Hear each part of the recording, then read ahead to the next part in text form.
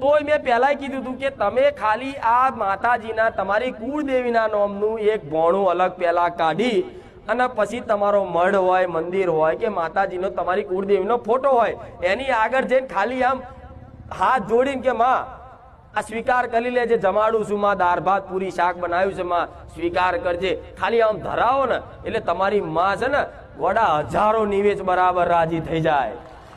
કેટલા નિવેદ બરાબર?